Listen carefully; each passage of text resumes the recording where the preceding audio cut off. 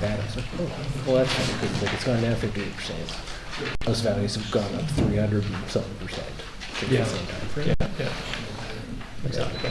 Yeah. And then over the last decade, we've gained 17 rolls, like roll numbers.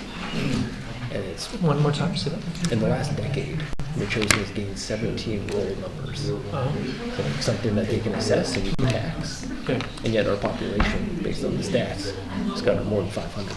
Yeah. On 17. So are you telling me there's 35 people living in every home now? Yeah. So that's where we get stuck into this problem of all the costs are going up because we have more people, like the RCMP thing, right? Yeah. Well, it's like if we gain enough homes to support that 500 people, we would have been able to spread taxes on them. Yeah. Because we didn't. We have the same tax base, but Okay. we have $700,000 cost on it. Yeah. It's like, Okay. if we gain 50 more, we could spread it a little bit further, but that's what I think. It'd be Okay. Glad you're here, man. some development would help Yeah. pay for it all.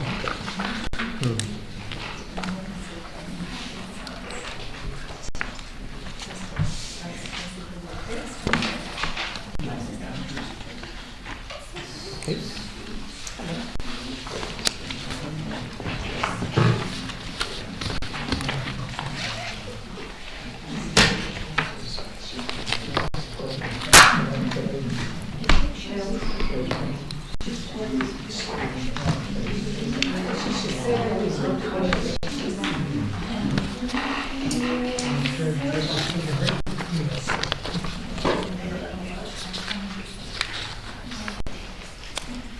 Good afternoon, everyone. Welcome to the Special Finance Meeting of November 12th, 2024. I acknowledge that this meeting is taking place on the traditional territory of the Shannon and South First Nations. The District of Metchosin is committed to reconciliation with Indigenous peoples, and we recognize, honor, and respect the presence of Indigenous peoples past, present, and future. Please be sure to have your cell phones turned off during the meeting. Committee, we have an agenda before us. Yes, Councillor Jim. Sorry, Councillor Donaldson, I just wanted to mention and acknowledge that Mr. John Horgan passed away early this morning, and he died here in Victoria. And I think, as we all know, it was his third bout with cancer, and it's a sad day. I think anyone who met John Horgan knew him as you might not agree with his politics, but I think you understood that he was a sincere and genuine individual. And I saw him speak at Lance Caven's funeral last year, and that certainly, in spite of being sick, he came across just a big man in spirit, for sure. So yeah, he's going to be very much lost. So thank you. Just wanted to mention that. Thank you. I didn't know that. My encounter was his very fun, loving, and engaging personality at a jamboree out in Sioux at Camp Bernard in 2019. He was just like one of the kids. Just absolutely loved being out there having fun with them. So thank you. Yeah, he was sure would be missed. Well, I'm not sure how many years he was at Metchosin Day, of course, being our MLA. Yeah. Very strong representation of the region. Always serving up at the land dinner. That's right. Yeah. So committee, we have an agenda before you. Are there any additions? We do have some paints here this afternoon that we will put in here for comment after we've gone through the reports. Move as amended. Thank you. Moved by by Mayor Little, seconded by Councillor Epp. Thank you.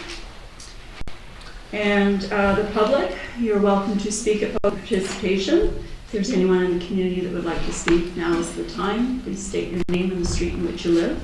And when you speak at the mic, I ask that you be respectful as you present yourself to your council, the staff, and the visitors in the gallery this afternoon. Thank you. Barb Sawatsky, Kabir Road. I guess first of all I want to say how much I enjoyed the reception yesterday, the Remembrance Week program. It was really well done. The kids were great. The fire department just looked spectacular in their blues.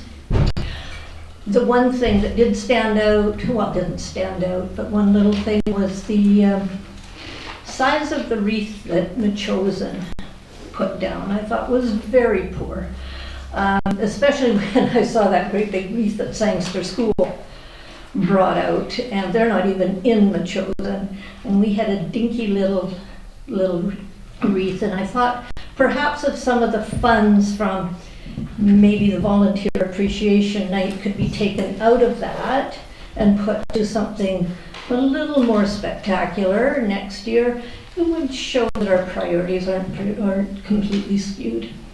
Okay, thank you. Thank you.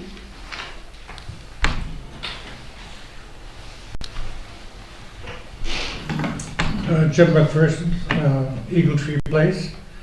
First, I wanted to thank you for the opportunity to speak. I followed CFO Creek's presentations to Council now all the way through this budget exercise, and can only tell you how incredibly impressed I have been with the information, with the cooperation, and with the assistance that he has given, hopefully to all of us, and I'm sure that's the case. What Mr. Creek paints for us, though, is a small community which is about to confront some extremely serious budget issues. Already, even though there may be some uncertainty about e-com, the real budget requirement for this coming year already shows an increase in taxes of about 10% over last year's tax bill for the average Machosen residents. And many of this increase is consumed by areas which we cannot avoid, which have to be paid. We may not even have got to projects at this particular point, but it seems to me that there is no budget room for any projects unless they have been budgeted for this year and are going to be deferred to next year, or unless projects can be fully covered by grants. And in this fiscal environment, I have one question, and that is, how on earth do we pay for a new fire hall? Machosen is a small community. Tax revenue is limited, and if we keep following the OCP, population growth and accompanying tax revenues are not going to increase all that much. They're going to be slow. Unless we find meaningful sources of revenue, funds will not be there for many projects. Machosen has to live within its means. It simply cannot afford to live beyond them. Thank you. Thank you. Anybody else? There will be a second opportunity for the public to speak after our discussions over the budget. Okay, so we'll move on to number 3 of the budget, or the agenda rather, reports. And I'll ask CFO Mr. Creek to come to the podium to do his presentation of the staff report, please.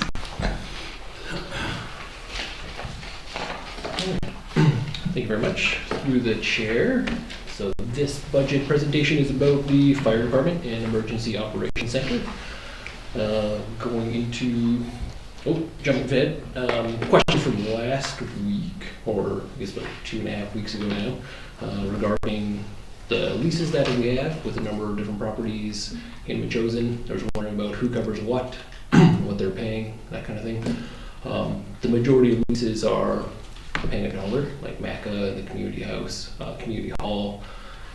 They provide services to the district that council has previously been okay with giving basically a free lease. The only people currently paying are the owner over at Mile Zero at the school. For costs, the big ones, the day-to-day repairs and maintenance are paid for by the people that are leasing the space. The district is responsible for big capital changes, so new furnaces, air conditions, earthquake proofing a building, that kind of thing. We're responsible for that, but the wear and tear, day-to-day operations, they have to return the spaces to us as they were given. That basically covered that. I've got a few answers for the questions from the pinks that we had. One of them was about the artificial turf. So it's not actually in our budget from a chosen, that's in the West Shore Parks and Rec Society, so it's not directly paid for by us. They requisition some money, but they requisition that from Colwood, Langford, and everybody in the area. So it's not something that we have exact say over. And then from Miss McPherson, she's wondering about the honorariums for officers in the fire hall. So currently we're paying $200 a month to them to be on call for 24 hours. That's the reason it's gone from $3,000 in 2023 up to $12,000 in 2024. Forest fire revenue, we receive reimbursement from the province for wages, fuel, equipment, wear and tear, and it is actually profitable for the district. Based on, we've received $55,000 for the deployment this year against the expenses of $25,000, so it has generated a little bit of revenue for us here. And basically, same thing for the training. So we do have in excess of training revenue against the expenses. So even though we're over budget on the training, a lot of that's recoupable. And we generated, I'll look for it.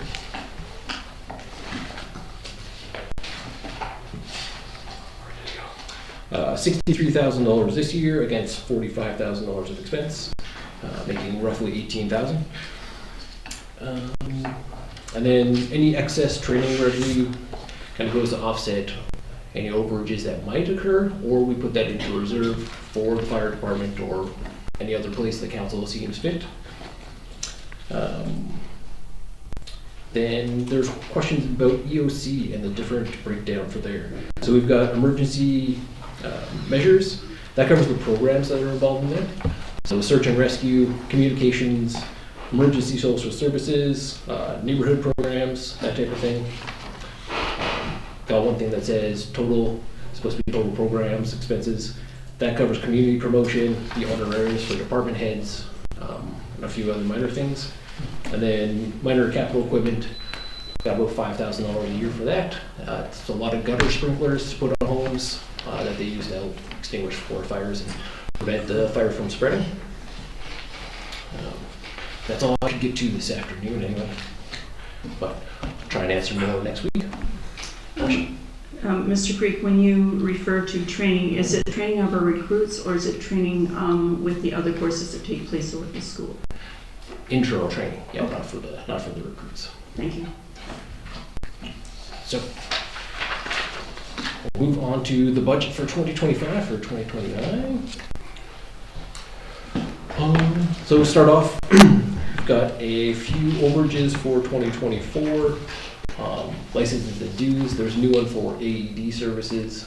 That was a $700 cost this year, which bumped us over the budget. Insurance. So this was previously under general administration for the insurance for the fire hall. This was now reallocated into the fire department itself. So that resulted in being over budget, but again offset with the general administration. Everything kind of even out there. Vehicle fuel.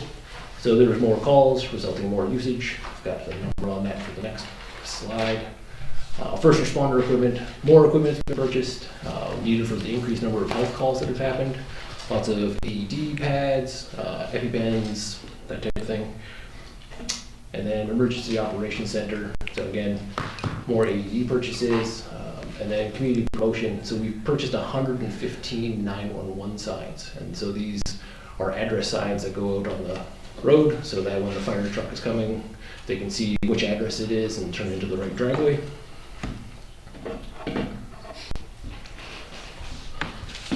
Well, the big impacts for this year, again, going back to our wonderful collective agreement, it's getting renewed for 2025. The annualization for the new prevention officer that was hired mid-year in 2024, and then 2% inflation for most of the non-discretionary expenses. Highlights for the year, so far, this was up till November 6th when I got the numbers. I've had 610 calls. They've spent 8,658 hours training the 40 firefighters, which includes the recruits and regular staff. And they've spent 2,000 hours on calls. So, yeah, question? Do we know how that compares to previous years? And I'm trying to recall the report the chief provided. Like on par, a little more, a little more. Can't say off the top of my head. Sorry, through you, Madam Chair. Thank you. Through the chair. We're up as for call volume for sure. Okay, Yeah. great.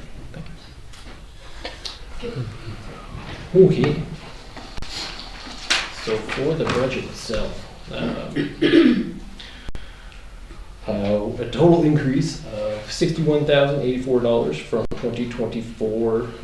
Main drivers are wages and payroll adjustment. Those things combined come up to $26,885. Honorariums increasing by $7,200. That's to afford 8 officers to be paid the $200 a month for the 24-hour coverage. And then a few other notable increases, so like telephone service for $5,000, mileage and travel for $4,500, and uniforms and clothing for $3,000. And the remainder big ones was the building and equipment maintenance and first responder equipment, which both combined come up another $7,000. For EOC, total increase was $1,884, throwing another $1,000 into the emergency social services program, and community promotions, another $500 to pay for some more 911 signs. So with all that said and done, those are approved. That would result in an additional $2.02 per month on the average home, $24.25 per year, and emergency operations center is another 6 cents, totaling $2.08 per month, or $24.97. And then, as Mr. McPherson referred to, the people that we don't really have a say over, come to $112.31 a year for policing, e-com, West Shores, and the Greater Victoria Public Library. And then the rest of the departments so far that we've covered, so general administration, bylaw, building, planning, parks, all those come up to $56.14 or $168.45 for everybody combined. So when we look at all of these, the one thing I would like to point out is that breaking out the wages increases and payroll expense adjustment, it's for $78,894 or $31.32 a year out of that total. So it kind of would go with the non-discretionary part of it, where we can't really do anything about that adjustment, kind of stuck with it. And then hopefully we can remove e-com in the future, but let's see what the province has to say about that. So that's all I've got for this one. What kind of questions do you have? Okay, committee. Questions for Mr. Creek?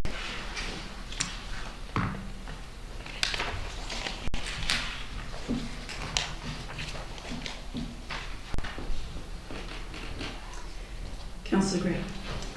Through the chair, Mr. Creek, I'm just wondering about the question of what's called fireman insurance. Mm-hmm. And the proposal is to increase from $3,000 to $10,000 within the fire department budget, but I gather there's no tax increase associated with that. It's just a transfer out of the general government file?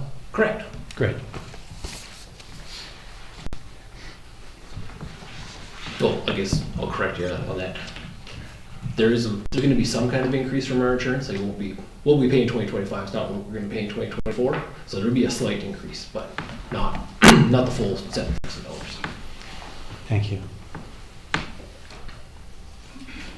Councillor Dawson, through you. Yes. Whether it's Mr. Creek or Chief Dunlop, I wonder if they could remind me again what is all covered under firefighter allowance and how that's paid out. Yes, that would be helpful to know what that's covered. Yeah. So the firefighter allowance goes to blanking on it. Help in the back. Duty coverage. there? Yes, please.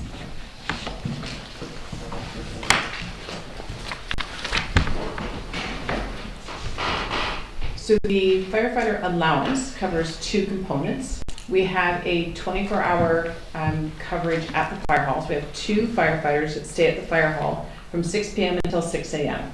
And that is every night and every weekend day and every weekend night.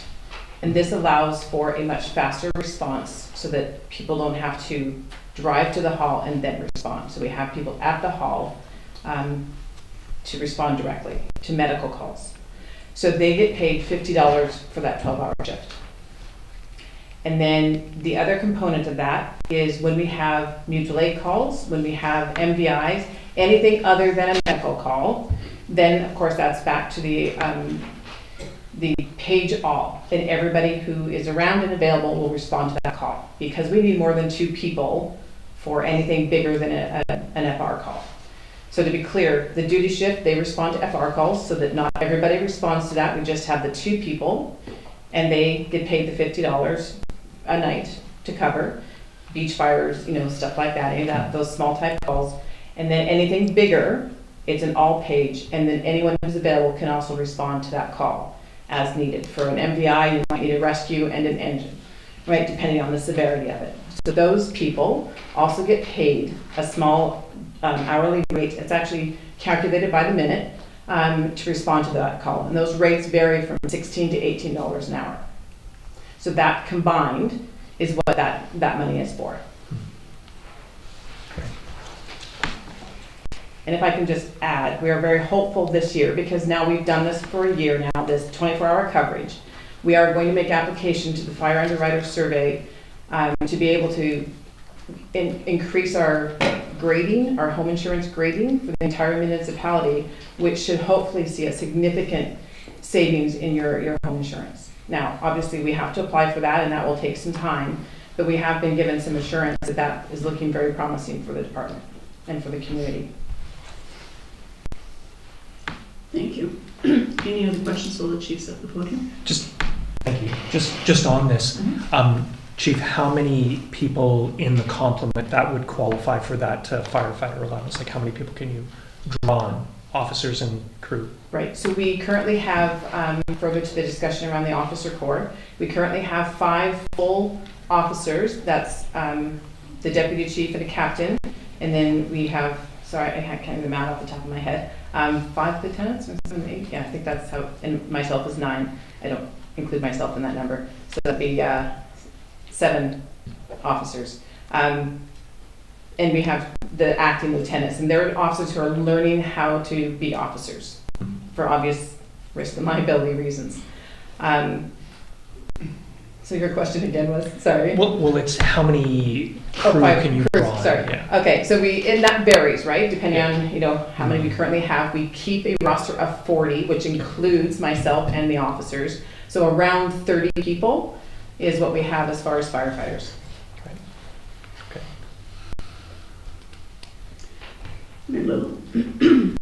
Yeah, thank you. Through the chair. So just when you mentioned the firefighters that stay at the fire hall, so they're paid about $4 an hour? For Correct.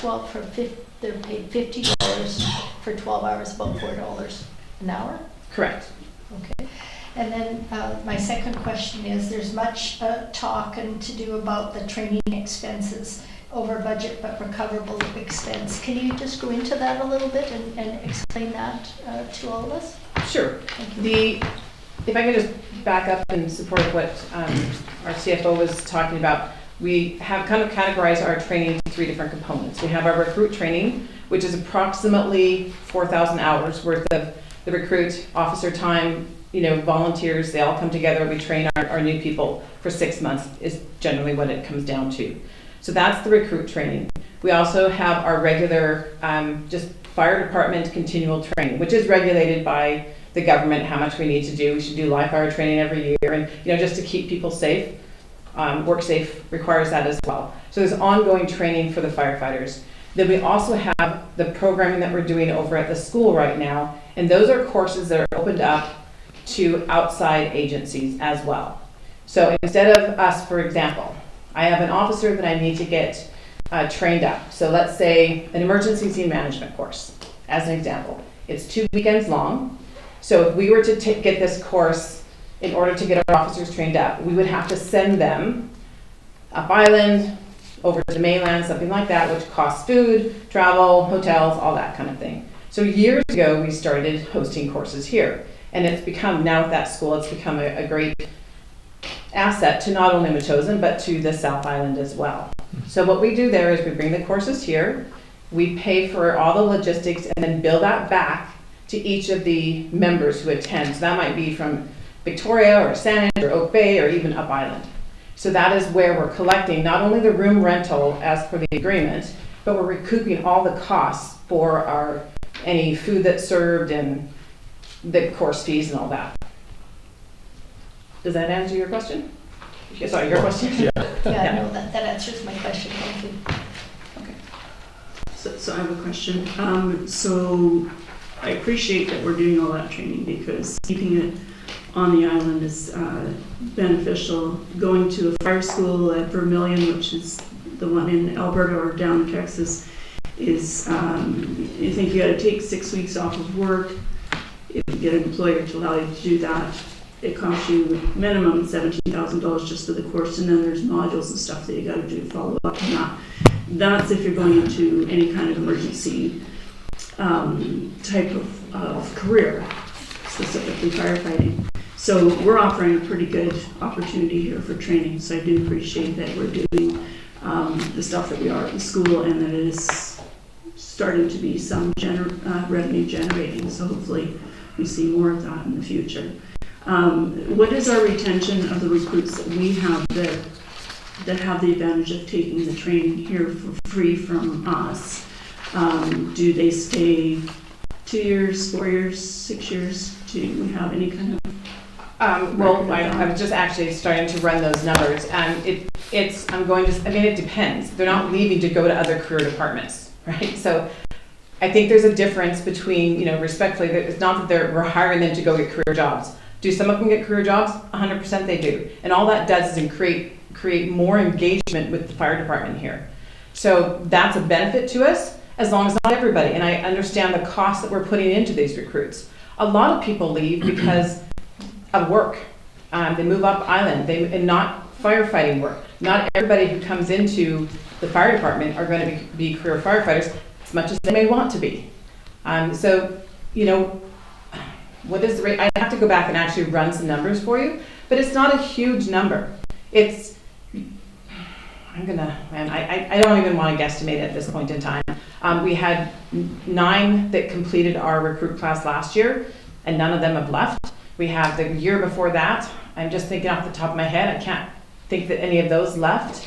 And are they applying? Sure. But the beauty of it is, even if they do get on a list, it's usually 2 or 3 years that they want to continue firefighting before they actually get the job. So now you've got, 3, 4, maybe even 5 years. I did do a quick run. Everybody who's currently on our list right now, 50% of them have been here more than 5 years. So the ones that are achieving their 1001, that's just a level of basic training, are they then able to go and be a POC at another department? Sure. That's all? Yeah. The thing is, though, is that they don't. I mean, we've actually had other departments come and try and pilfer them away, but they really enjoy what we have going on here. It's busy enough that keeps them interested, but it's not so busy that it takes over their life. They get great training here. Tonight, they're all meeting to go do some pump operations on their own. We don't regulate that. I mean, they need it, but it's not something that we're forcing them to do, and they're not getting paid for it. They volunteer so many hours in training just to keep their own skills up because they want to be good at what they're doing. So I appreciate also that the cost of the recruitment does, it does cost money. We put them through the 1001 program at the JI. The reality of it is, though, they still need the training. Whether or not it's the JI, and those costs that we do through the JI are not extreme. They're like, I think it's like under $500 for the actual 1001, for the actual online pieces. It's the live fire training that costs money. It's the hazmat training that costs money. It's, the bigger chunk pieces that actually cost more money. So it's bringing in all the cars for AutoX. whether or not they get their 1001 certification, they still need that training. And that's the kind of the difference there. Yes, we could save a little bit of money if we didn't actually give them that tick box. However, they still need the same training if we want them to be safe out here. And that's regulated by the province as well. So we had 9 recruits last year, and we've got 6 this year. And we have, well, I think the last report was 36 volunteers, upwards of 40. So how does that fluctuate, or does it? Yeah, it does fluctuate. We actually only had, I think, 5 spots available, but there is attrition. We started with 12 last year because we don't really do the joint recruit training with Souk and East Souk. We've invited Outer Point to join us as well. They, due to just communications there, things going on in Souk, they didn't want to do a joint one last year. They weren't prepared for it. So we went ahead and were able to get, 12 great candidates. 3 of them left because they realized it was more than they could chew. It just wasn't the right thing for them, that sort of thing. They left early on. We don't commit any huge funding, we know that it takes time to decide whether or not this is the right thing for you. So it's, we were very fortunate, the 9 that are still here. They're pretty excited to be here and they're really super engaged and that's great. And we hope that they will be here for as long as possible. Thank you. Going back to the firefighter allowance, so when our staff is here, and I'm going to call them staff because they get a small stipend, when they're here being a POC, do they also get, when there's a call, they get a call-out pay on top of that, or just the POC rate? Just the POC rate, unless if they get 3 calls in a night and it's a structure fire, I'm going to add them to that list. The expectation is that they're going to run on an average 2, if they're lucky, 2 calls while they're here, and that's fair, right? They're only getting paid $50. They're sleeping in a not so comfortable bed, and they're here in case anything happens. And it's really been convenient having all the activities that we do on the weekends and evenings and such here is having the firefighters here. They help out around the hall a little bit and clean up and hang hose and so they kind of helped with that and they do lots of training while they're here. So it's really been a great program for us. Okay. And most importantly, respectfully, is that it allows us as duty officers to not have to respond anywhere alone. And that's been the biggest change, is that safety in our duty officers. Councillor Epp, do you have any questions? That's good, thank you. Okay. Councillor Shukin? Through you. Yes. Through you, Councillor Donaldson. Chief, I hate to ask you this question. You've just run through that. You draw on 36 people and you got almost like a budget of, an on-call budget of something like $69,000. That's pretty good. 5 is, yeah. Yeah. And you pay people $4 an hour to go do the 6 p.m. to 6 a.m. shift. So I hate to ask this question, but I feel like I have to. Yeah. Cell phone charges are quite a bit over budget. Any Cell phone charges? Yeah. The iPad? No. It's been flagged in the budget here that there's an overage. On cell phone or the actual phone? Telephone. The telephone. Telephone. Yes. Sorry. Yes. I'm sorry. Telephone. Thank you. So, okay. Any reason for that or? Yes, we've been working on that with our supplier because I'm not sure, I don't know where we're at with it right now, quite frankly. We're working on it because it has been an issue and I don't understand why. Okay. We got rid of TELUS, we went to a voice over IP phone system, and apparently they're charging us, this was not the intent. We have 2 lines, but they're charging us for every phone. And I haven't seen the sides of the building, but there's a lot of different, it's a long building. So when a phone rings on one side, we have several extensions, if you will. Okay. So we have them working on it because we don't feel it's right. I mean, it was supposed to be just to tell us to over to VoIP and that was no cost difference. Yeah. But that's not the case. Roger. So Okay. we are aware of that and are working on it for sure. Okay. Sorry for the confusion. Nope, that's all good. Telephones. There's a difference.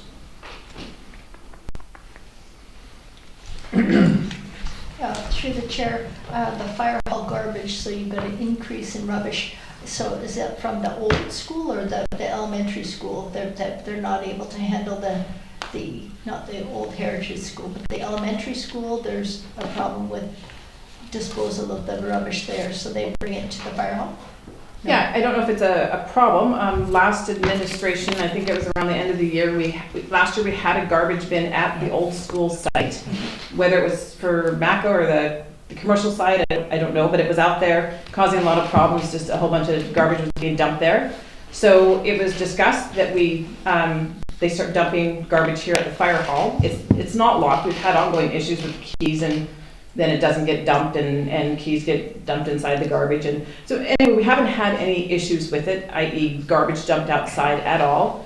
So the idea was to double up on the garbage pickup, and that the staff over at the MACA and the school could, or the old site, whatever we're gonna call it, would bring their garbage here, which is what we've advised them. I don't know whether or not they do. I know that the cleaning gal for the commercial side, they do bring the garbage here. So outside of that, we haven't had any issues with it, but I know that is also an overage on the budget there, but it's covering the garbage for the school as well, at least on the commercial side, which she goes through there every day. Okay, thank you. Councillor. I did have one, just how many unpaid hours would you think that the volunteers put in? Just a ballpark kind of idea, and maybe some examples of the unpaid hours that they do put in.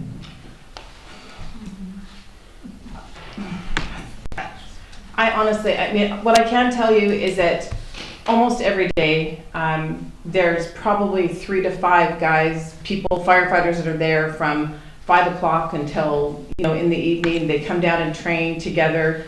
They, hang out and watch movies together. They'll even have a poker night together. Like, the camaraderie and being there that's where they want to be. It's not, which is great, because years ago, going back 20 years, everybody wanted to be there, but that's because there was a bar there. And that's no longer the case. Now they're there to make sure that their job performance reviews are being done correctly. They'll bring out a forcible entry door, and they'll just sit there and force doors, just to get their training up right. They'll have the fun days. They'll go and they'll work out in the gym. So one night they're arranging this week to go over to our training barn and do some training there on their own accord. So that's all volunteer time. They're not getting paid anything for that. In the training barn and the other things that they're doing, like on their own time, because they're committed to the volunteering. That's all the equipment that we've invested in, of course. Is there a great deal of wear and tear or usage of things that need to be replaced, or any of that sort of stuff that's going to continue to cost us? No, I think that, we've been fairly fortunate with our equipment replacement plan. The grant that we've been getting from the government has been really great at replacing our hose lines. The equipment, let's face it, we don't have a ton of structure fires. So, the equipment unfortunately is there for the, worst day ever. So it doesn't get used a ton. When they're talking about tools, they're just mainly using hand tools for all their training. They pull out old hose for that type of training. We use some of our old door props that we've got, wooden doors that we get given to us or we scrounge for. So it's not anything. We went out on Sunday and they did some rescue stuff, and that of course was with the real equipment, because they need to know how to use that real equipment as well. So I think there's a nice balance. There hasn't been anything yet that's been, destroyed due to training. If that answers your question. Yeah, sure. That's good. Just give an idea. Councillor Gray. Yeah, through the chair, I just want to ask some money questions. Gotta love that. So the firefighter allowance, and I'm just looking at some notes from last year's budget. So we added $15,000 last year to that budget, and we're being asked for their $5,000 this year. So last year when we asked about it, the explanation was, well, 958 shifts, at $50 a shift, $47,000. We're moving to $70,000 now. Is all of that the mutual aid calls? I don't know about mutual aid calls. So it calculates that we need, or from the numbers from the emails last year, we needed $47,900, but this year I believe the budget will be up in the $70,000 range. So what's the difference? Why are we jumping up? When we established the new service last year, we thought we'd funded it fully, but there's a call for more money today. So I'd have to, in all fairness, I'd like to go back and look at the numbers because I don't know exactly as far as that goes. Sure. I do know that we are up to, I think we're averaging 52 calls a month versus what we were around the 32, 34 mark. So that's an increase in calls for sure. But I'd rather to give you some accurate numbers where that funding is going before I say anything. Sure, I'll flip you a note afterwards and we can bring it up at the next meeting. That works for the chair. The other thing I wondered about, just a kind of a maybe technical question, but the first responder equipment, last year we added $1,000, this year $3,000, and I could see that with the increase in call volume. But I'm looking at the three things that were mentioned: EpiPens, oxygen and nitrous oxide, etc. So I just had the question, and I mean it in the most positive way it could sound. Are these things being delivered by protocol or is it professional judgment? In other words, maybe I'll just go back a little bit. Protocol will control your costs and probably provide better care, and I just want curious whether or not we're following protocols. Okay. So yes, we in I'm going to say March 2024, the province released an update and an upgrade for all first responders, and that allowed us now to start taking, you know, when we go back to the old bring back our calls, we couldn't do much, but now we can. So now we can provide epi, now we can do blood pressure, now we can do all these vitals, which significantly increases our care and baseline information for the patient moving to the hospital. And when we're on scene, an average of about 40 minutes before ambulance gets there, that's on average, sometimes less, sometimes way more. Those are vital minutes there. So yes, there was that, with that scope upgrade, which we didn't know was coming, we did purchase extra equipment and like EpiPens and such. So that's part of that increase. Mm-hmm. And the increase in calls, we have had so many cardiac arrests this year, that's a significant cost. Certainly. And the Entonox, sorry to interrupt, but because we are at an EMR level for some of our staff, especially the daytime staff, the Penthrox and the Entonox are two painkillers, so that when we have somebody who has a severe pain, you know what it's for, can help with that pain and transport. Yeah, I think it's been in the news, the EpiPens are very expensive. It's just they wouldn't be used very often, I don't imagine. But so is it protocol done or professional judgment? Is there protocol, people are following the patient looks like this, therefore we do that? 100%, yes. Thank It's you. all done through licensing and in accordance to protocol. Great, thanks. Mm-hmm. Any other questions? Okay. Well, I go suppose ahead. I could ask another money question. The honorarium, so we increased that budget by $8,000 last year, and then this year it's another $7,200 because of staffing changes, and I'm just trying to figure that out. Is that the change from 6 officers to 8 officers? And if it is there a plan to increase that next year to 10 officers, or what's the control of that? So last year I think we were assured, we pointed out we were shorting the budget. The calculations would have been $14,000 and we only put $12,000 in. When I highlighted that, we didn't change it.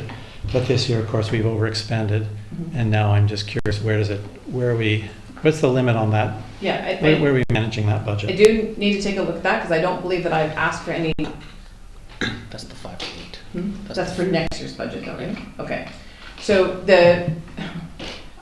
we have different officers have different levels. So we have a deputy chief that when I'm not there, they own the same legal authority that I do.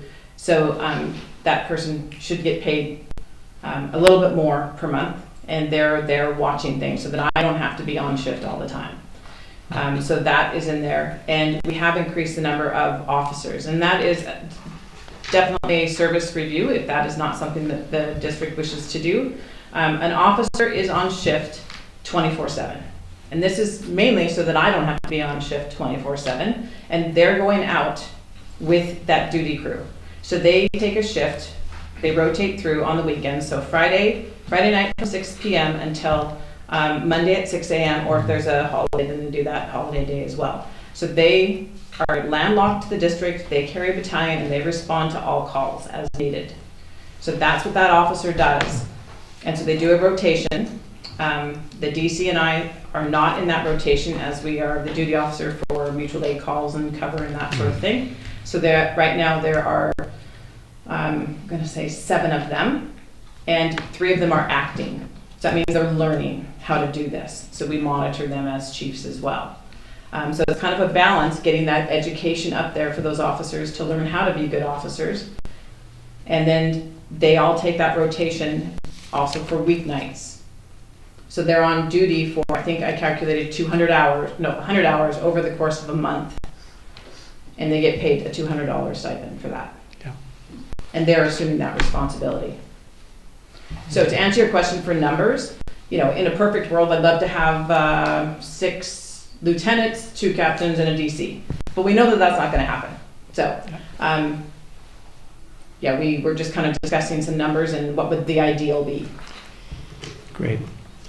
Well, through the chair, probably these are the questions I can pose in writing, and then we can look at them at our next meeting and just see what is. I think that how these people are deployed, it would just be helpful for us to know as the kind of at the board level that we're approving a new form of staffing with extra cost. As I say, we jumped at it last year for 8,000. Now there's 7,200 this year. I just would like to know if we're settling out somewhere or if it's going to just keep climbing each year. Yeah. If I can, some years we don't have the officers to fill. Like people don't want to take on or they don't have that level of training yet to take that on. So that's where sometimes that can fluctuate. So if it maintains at a certain level and then if we don't need it for whatever reason, that we don't lose it, Right. but we can go back to that once somebody's able to fill that position. We just don't want to fill it with somebody who's not ready to take on the role, as you can imagine. Totally. And so just maybe one more thing real quick, which is to say thanks so much for both Halloween and Remembrance Day yesterday. They were both Thank you for your participation. much appreciated in the community. Chief, can you explain to us, we've got the firefighter allowance, which is the stipends for the POCs and the call-outs. How is that different with the society's allowance? And what is the society allowance? What is that invested in? Okay, so the society, let's go back a few years. Before we started with the gas stipend, before we started with the POC stipend, the society was given, when it was wholly volunteer as such, the society was given a much larger number than what it's given now, just to operate. It was a way to say thank you to the volunteers. They would do parties with that and whatever they would do. So that's now morphed. We've reduced that. Once we started doing the stipends, the firefighter allowance, we kept taking a little bit out of that and we tried to reduce that, it has been reduced down to help compensate a little bit for the extra funding for that. Right now, it is used to, we fund like the Breakfast with Santa, the Halloween hot dogs, all that kind of stuff. So we fund the community events with that. Part of our engagement process with the fire department is the society has a meal together every Thursday night. So they have a budget to be able to do that, and that is drawn from the society. There's a $500 Royal Bay bursary that they give for a student there. They pay for the Shaw cable internet at the fire hall. They pay for the water at the fire hall. So these are things that they kind of give back to the community in that way. So these, when you say they're giving back, they're society. using tax dollars for that. Are they fundraising to put into the society as well? They have a bike program, or they run a bike program. So if there's something there, but usually they contribute to various different causes as well, like whether it's the boot program or something like that. Okay. So give various funding out for that. Okay, so this is money, this is tax dollars that is leveraged to do activities. On behalf of the society. It'll be retirement gifts for those who have been there for a long time. It might be a gift for Lance Cabin, a memorial for him at that event. So it's society things, organization giving back to different things, different people, different organizations. Councillor Gray. Just on that question, I wasn't sure, maybe this is a question for Mr. Creek. The notes say that the allowance is over budget, and so I can see that it's going to be more than $12,000, I guess. We reduced it last year by a couple $1,000s, and I was worried about that, but it's turned out I guess we spent it anyway. But now it says due to error in billing will be corrected in 2025. So is that mean that it's been paid out, or there's some other way of paying it, or what's happening to that money?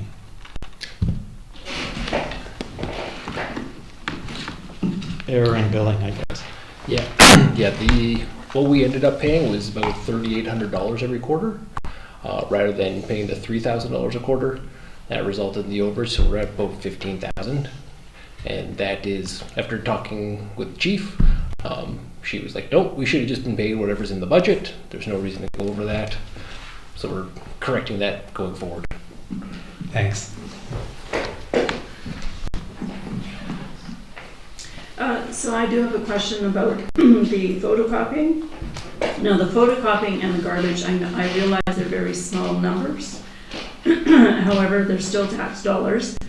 Excuse me. So with the photocopying, it's my understanding, as it says here, for training materials and community handouts.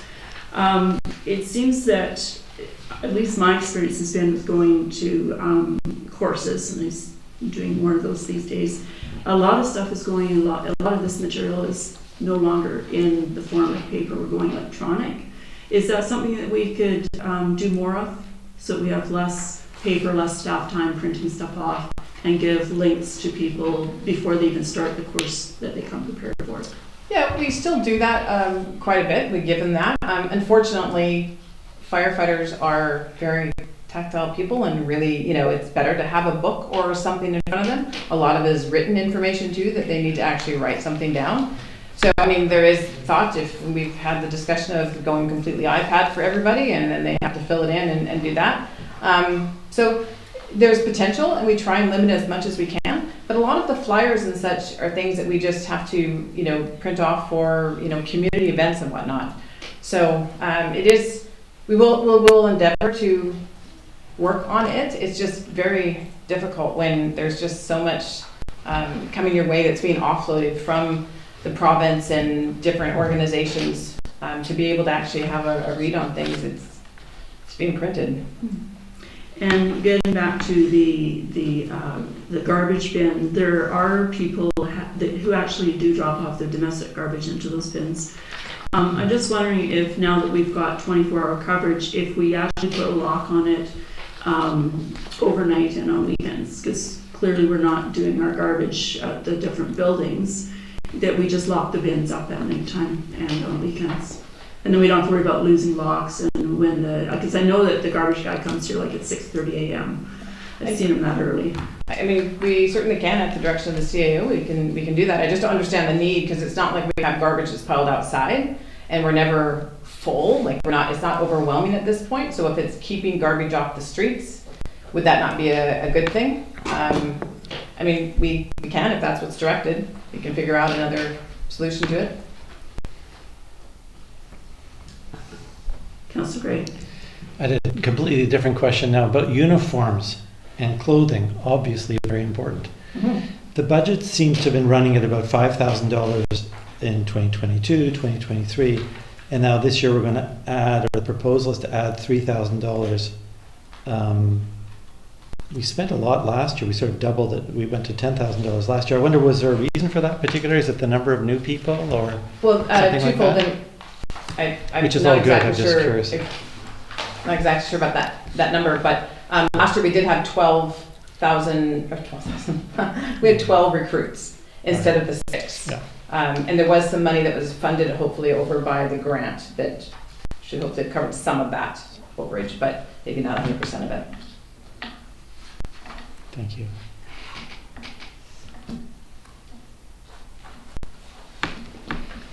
So the increase then of $3,000 for this year is for having a larger number of recruits every year? With the 911 signs, is it not the responsibility of homeowners to have their own addresses visible? Yes, and the majority of them do pay for their own signs. There are some, however, that have not been able to. So we are working on that. So yeah, this is $5,000. So do we advertise that these are actually for sale? Yes, And we're recouping how much of that? we are moving that out of the emergency program funds, so that we will be paying for it on a separate fundraising through the society instead. So that's this year, and moving forward, it will not be paid through them at all. Thank you.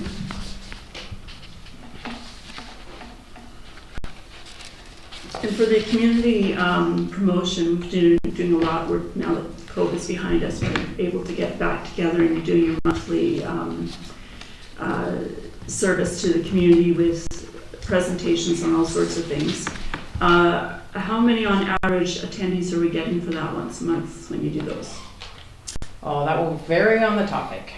So on average, probably about 20. We've had as high as 115 before. So it really varies on the topic. We unfortunately haven't been able to do the past two, and just due to time and availability. So we're hoping to start fresh again in the new year. And how many of those do we do a year? Usually try and do 11. Is there any way that we can do less, maybe do them seasonally and push out prevention information into the meetings as in articles? There's all kinds of options. Well, I'm thinking cutting costs.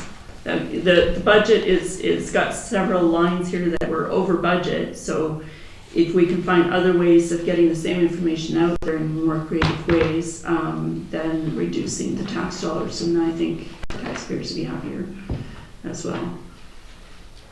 Something to consider for sure. Committee, any other questions? Mary Lou? I have a question. I'm not sure if you'll be able to answer, but I'm wondering if at some point we were to move to a completely career, non-volunteer fire department, I would imagine that would be something that the budget would be horrendous. How many employees would we need for that? Oh, I don't know off the top of my head. For 24-hour coverage, you're looking at probably a dozen or so, depending on your shift pattern.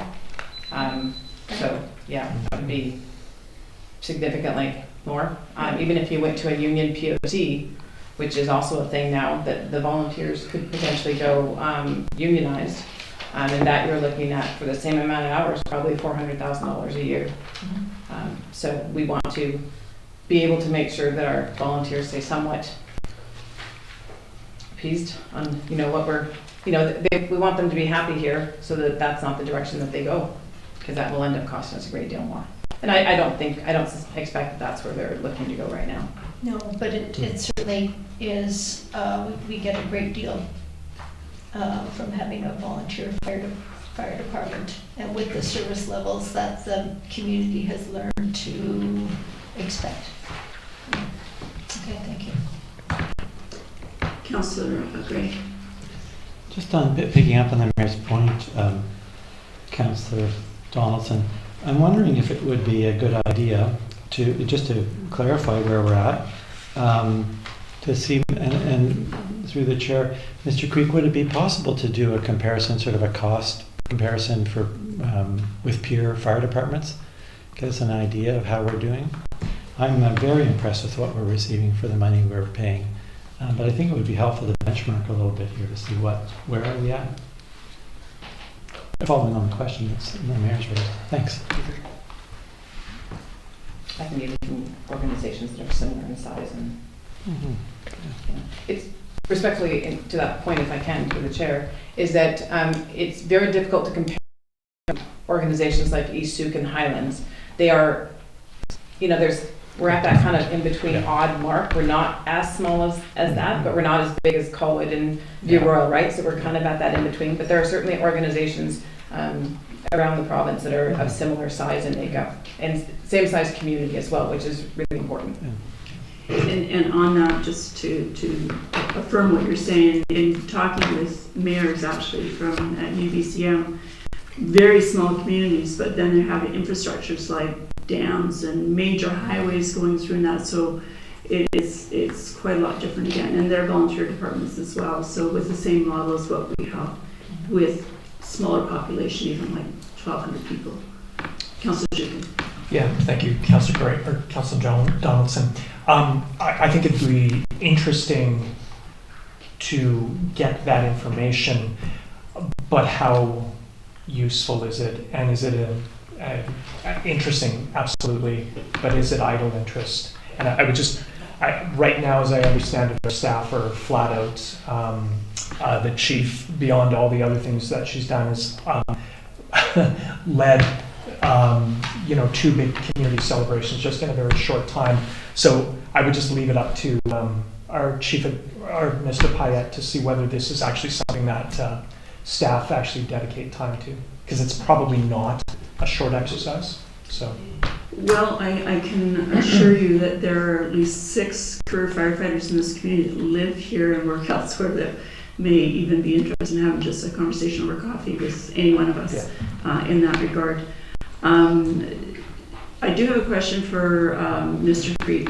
Mr. Creek, in our budget, we have a budget for the fire department every year, and every year we have some sort of overages.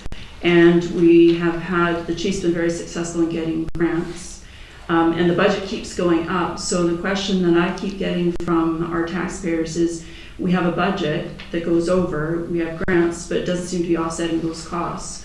So do you foresee for 2025 that we can actually bring that budget back into place, or not go over budget and change some of the services, or have, as well as have the grant money be able to take over, or not take over, but reduce those costs? Instead of budgets going up, grant money's coming in, there's lots of money, but we're still, taxpayers are still paying. Thank you, Chief. Thanks. Thank you for the question, through the chair. I would, what can I say here? So all the previous years, none of the grant revenue, none of the training revenue, none of the training costs, none of the grant costs has ever been budgeted for. That was something that I took a look at when I came here, and then speaking with the chief, kind of got a wrap around on what can we actually guarantee. I guess one of the problems with the fire department is that these things kind of come and go, just like the wildfire stuff. We didn't budget for that in Comox, and I'm not going to budget for that here, because I'm not hoping for any forest fires to have to fight. But for this year and going forward, like the Fire Smart grants, it's $200,000 a year. We've now budgeted for that. Like, part of the reason why the revenue went from $38,000 to $285,000. I've offset that down in minor capital expenses.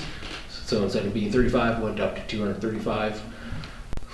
The little guys, like the telephone expense, gonna dive into that contract and push back on that vendor in order to get that back in line with what should be expected. And then I believe getting a hold of the numbers for those on-calls and the officers and that kind of thing. If we stick to a set number, set like 5, or if we go with 8 or 6, I put in 8 for this year, just being, hey, if we fill up everybody and all those acting officers actually became full officers, this will be the budget for it. I can't imagine that, because the size of Machosen and kind of the lack of growth, that would ever need to increase beyond that, barring any kind of change of regulation from the province saying, yeah, you need more people in order to cover that kind of 24-hour shift. If that happens, that would certainly be on council to say, all right, we're not doing the 24-hour thing anymore. Let's go tell the province that we're going to get an ambulance in here and not do any of these health calls anymore. That would dramatically reduce the number of trips out and the people that are needed to be paid for on our end. I could say overall, like, because of what has been budgeted and the surpluses in other accounts, the department itself is not over budgeted for what you provided. So it's good on that end. It is just these little guys that pop up. And from year to year, you're gonna get some variances in there. Ideally, we can lower a few of them, but I can't guarantee that it's not gonna go up, especially with the cost of emergency equipment and supplies. That's not going up by 2% a year. So even me just putting in 2% is kind of a derelict of duty on that one, because I'm saying, yeah, 2%, but we know healthcare costs are not 2% a year. It's closer to kind of the construction CPI, where it's coming in at 5-8%. And we just hope to, okay, these supplies will last for a year and a half. We won't have to restock until then, and then be lower a little bit for 2026, then come back up in 27, down for 28. But I Can't guarantee it won't be over budget on a few accounts, but overall we should be still with a surplus due to that extra revenue that we do generate from all the training and then the odd wildfire. And thankfully there are what seem like almost unlimited grants. Like I've never actually seen this much money come into a district this small from all the grants. It's more than what we received in Comox, and that's 3 times the population now with a lot more full-time firefighters. So I would think that with all that extra cash coming in, it'll hopefully offset it all. I can't promise you anything though. Thank you. Councillor Gray. Yeah, I just want to come back to the question of what I call fiscal responsibility, what Councillor Schuppen calls idle interest. It seemed that the CFO was prepared and fully ready to do a comparison of peers, and the fire chief was supporting him to do so. Are we happy with that, or do you want to discuss that more? My point, I'll just maybe point out, last year, I think I raised objections to a cut in the telephone budget of $4,900. This year, we're talking about adding $5,000. Last year, I said, gee, are you sure you want to cut $5,000 from computers? This year, we're adding $4,000 computers. Last year, I said, gee, do we really want to cut the $2,000 to building and maintenance? This year, we're adding $4,000. So kind of like a shell game, or with the seashore here. I think it's important that we know, when we make these decisions, we know what ballpark we're in and whether it all makes sense or not. And to not do so when we have people who are fully capable to do so seems rather than the opposite of being fiscally responsible. So I just think it would guide us well to know that we're in good shape and that these increases make sense compared to the cuts we made last year. That kind of thing I think is valuable for all of us and would help our chief financial officer in terms of advising us as we go forward, and assist the fire chief as she continues to manage the circumstance along under the auspices of our CAO. Councillor Schuppen. Councillor Donaldson, thanks. What it struck me Councillor Gray was referring to was a benchmarking exercise. And if it's to be meaningful, it probably would take time and resources. So my request and my question was whether there is priority right now for staff. Only that. I would be interested in the information myself. But again, is it something we should ask staff to do? And if it's, there's probably even a budget implication too. I might challenge the fact that I recognize that there are great people in the community that have firefighting experience, but if you're doing, again, a benchmarking experience, it's a little bit more than just personal experience that you bring in. Because what you're trying to do, as I understand it, is you're trying to do an apples to apples comparison, and that's often difficult to do. So again, if we think it's a priority, if Mr. Payette thinks we can do it as a district and it's something that would be valuable to us again, and especially staff time, open to it. So. Yeah, thank you. And speaking of apples to apples, one thing that we have to make sure we're comparing is our jurisdiction compared to a jurisdiction that also has an ambulance bay attached to the fire department. And what we heard when we were working with the Bring Back the Calls, when we had these talks with the provinces, that they were not looking to have an ambulance in Metchosin anytime too soon. That was the message. So the level of servicing that we're giving our citizens with the fire department sort of compensates for the lack of the ambulance until the ambulance can get here. And so if we're comparing, we've got to also have that piece, and I think that'll be a little bit hard to quantify, but we'll have to compare with a volunteer fire department that is responding to calls, that want to respond to calls, that don't have an ambulance bay right there, that are taking those calls. Yeah, thank you. The model of having ambulance stations and fire halls is a thing of the past. It used to be available. In speaking to a friend of mine who's a paramedic, he said the fact that you've got such well-trained people and doing the first responders, you are not likely to get a first ambulance bay. It's just, again, it's a thing of the past, and we would have to wait till they get here from Lee Road or wherever they are out in transit. As far as benchmarks and, career department, full-time 24/7 staffing compared to a volunteer department, I will leave that to our staff, the CFO, whether or not you have time, and our CAO, if it's even of value for us at this point in time. But getting back to the budget and the agenda, I asked this committee, are there any other questions for Mr. Creed? Councillor Gray. Yes, I wanted to ask a question about the item described as wages and payroll adjustments. And it says $26,000, $885 in brackets, including the full year wage for prevention officer. So we know the full year wage was voted last year, $65,376 per annum. And is there any change to that? That was the full year wage and it was in the budget last year. I'd be happy to, if you took that under advisement and get back to us. Yeah, no, I was under the impression that was not the full year. That was like a prorated portion since they weren't hired for the full year. So me putting on the full number of hours, everything else, it was $12,000 in addition. So if 65,000 was the cap and that's it, then we could add 4% and I could drop that down quite a bit. Thank you. And I guess I did have a different question in relation to the, well, two questions, I guess.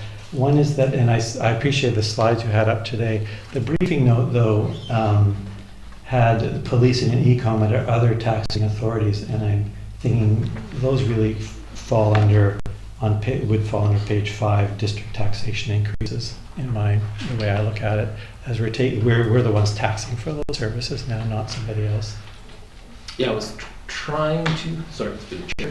I was trying to say we don't have a whole lot of discretion on those. So the ones on page 5, we can nitpick on, that kind of thing, but the RCMP and the e-com, so it's basically telling us, you're going to pay us $800,000 a year, and we have to requisition for it. So we do have a police tax levy on the tax notice to show it, just like we have the West Shore Parks and Rec levy and the public library levy. So that's where I was kind of going with it, where we don't really have a say in that number. And through the chair, yes, and I think it was labeled well on the slide as non-discretionary. Okay. Whereas here, at the end last year, we sent out a tax notice that suggested policing was done by somebody else, and the idea was this year we'd clean that up and get that onto our rolls.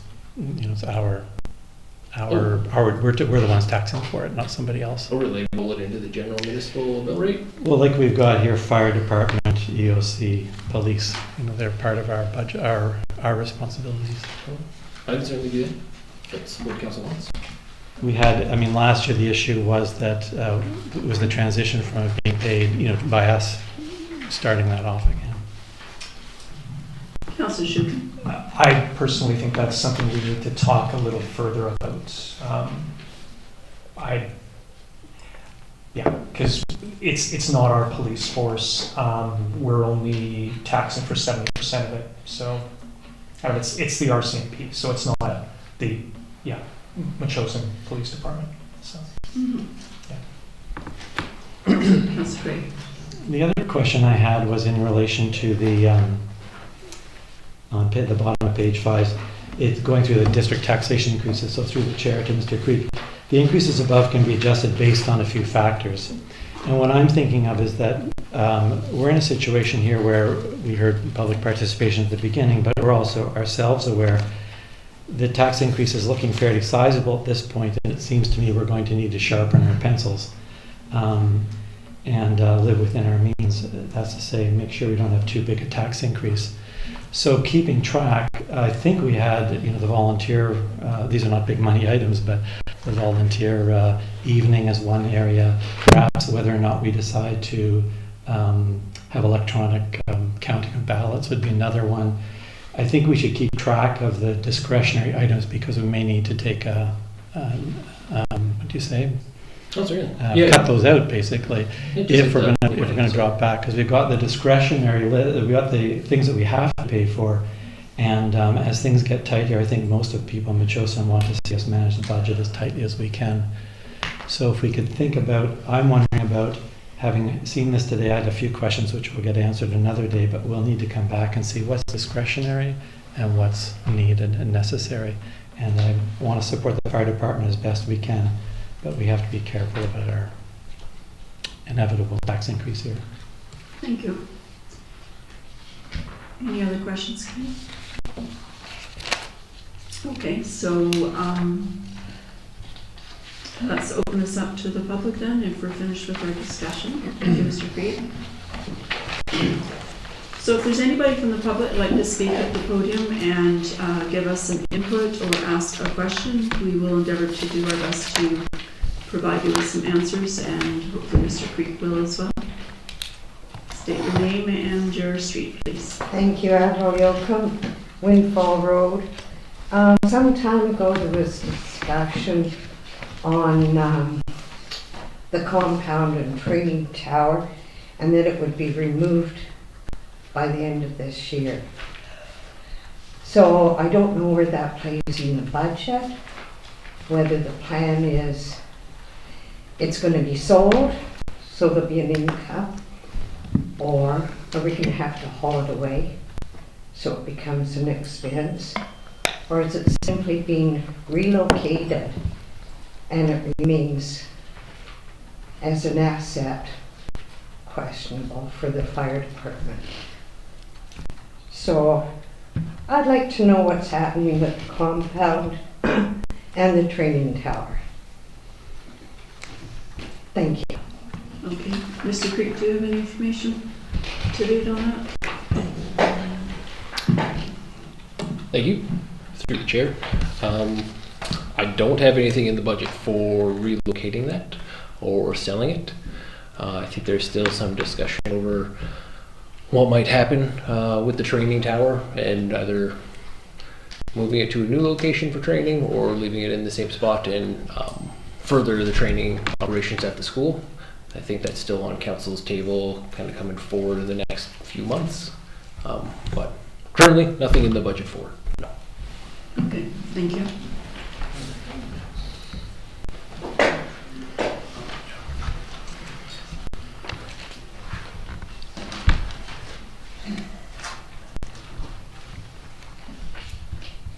Jennifer Burgess, Duke Road. Lots of numbers, so see if I can remember which ones I'm after, because it got really busy there for a while with all the questions. And of course, it's a very sad day. I do encourage council to add their sympathies on the passing of our premier, past premier, for 5 years, and chair of the premiers of Canada for a while, and regarded, I think, nationally with incredible level of respect. And we were very privileged to have him next door to us and to come to our barbecues, and there's that double level, I think, of sympathy that can be expressed from the municipality. Thank you. And I'm very pleased to be part of the call increases, the call returns, and look what we have. We have these amazing new levels now of calls that our fire department takes care of. And yes, that means a budget increase, absolutely. And the extent that the qualifications of our firefighters are developing too, it will mean another amount of dollars on the kind of training that we are so pleased that they can do, because we will not have an ambulance. I can't see any time in the future that we will. I urge council to consider pushing back on the it's called the Ecom 911, I believe, in the formula that's being created. I find one part of the formula is based on the size of the municipality, and I believe, are we the largest size municipality in South Island? Therefore, I find perhaps the formula used to say what we should be paying for the Ecom is skewed a bit. So it's a comment just to think about that. I believe the mayors are considering going after a question like that, and I think that would be very considerable if we can reduce that total of the econ. The other side that we don't talk about too much is revenue. So if we're having all of these problems and our budget's going up, are we not thinking a little bit more about revenue? So I have a couple of comments about that. One, could we ensure that we do approve that our firefighters and our fire chief can go throughout the province whenever they're called on by the province to work in other areas? We certainly now have an extended number of volunteers here to stay here and keep us safe, and I think that it's appropriate that they will be allowed to do that. So I'd like to comment on that. The other side of revenue is projected tax increase for average residential home. What is average residential home, and how is that calculated? I wonder what is the basis used for the tax increase on average residential home.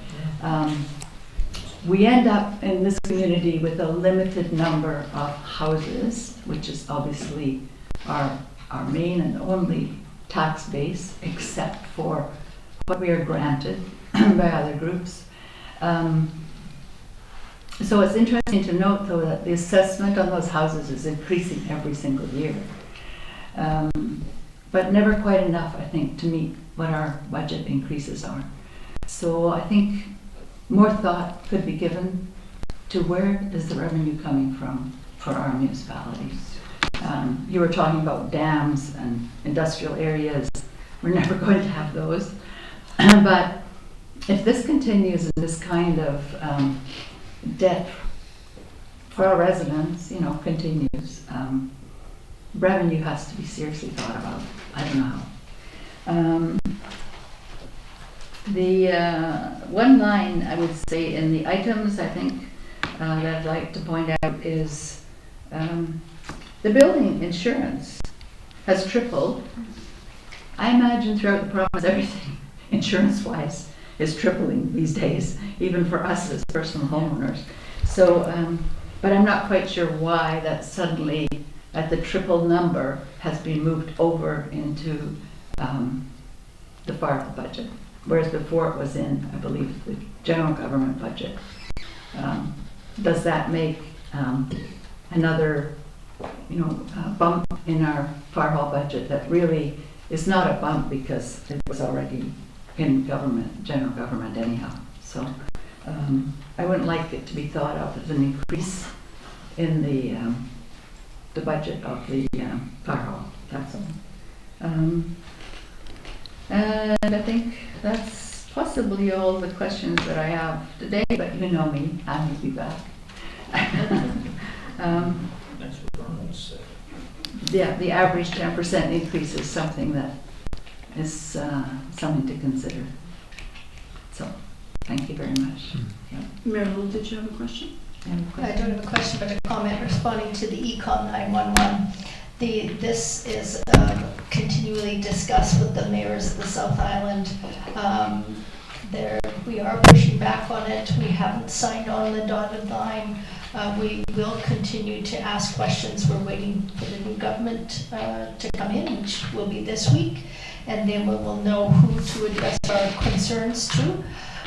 Because the rest of the province seems to be exempt from the Econ 911. It's just the municipalities of the South Island, and we want to know why.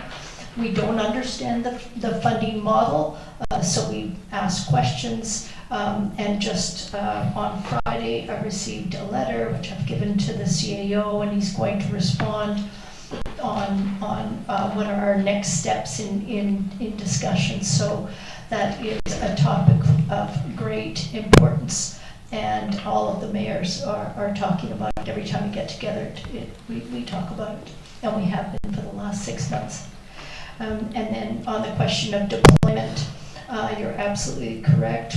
When our officers and our equipment, our firefighters and our equipment are deployed for firefighting, not only do the firefighters gain a great deal of knowledge and training there, we are compensated, I think, quite generously for both the equipment for the fire trucks, but also for the firefighters.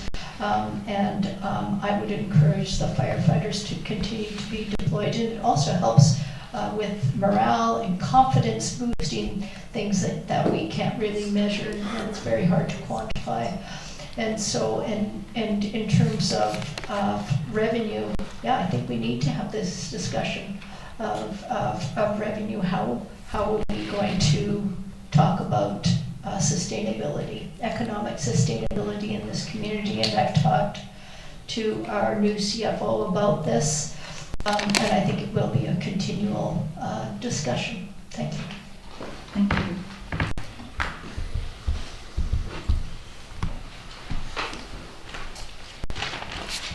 Brett Hewitt, Sabine Road. That's my first time I've been to this meeting. So far, I'm pleased with the way you guys are trying to bring the budgets down and keep the tax rates lower. As a concerned retiree soon, I don't know if my budget could handle any more high taxes, especially property taxes. But from what I hear from the fire chief, I think she's doing a great job and continue to do that. And like I say, if you ever brought a union in for fire department, it'll be just horrendous, the cost. So I'm happy with what I've seen. You guys do a good job. Keep it up. Keep the taxes down, and you got my favor. I gotta leave now anyway. Thank you very much.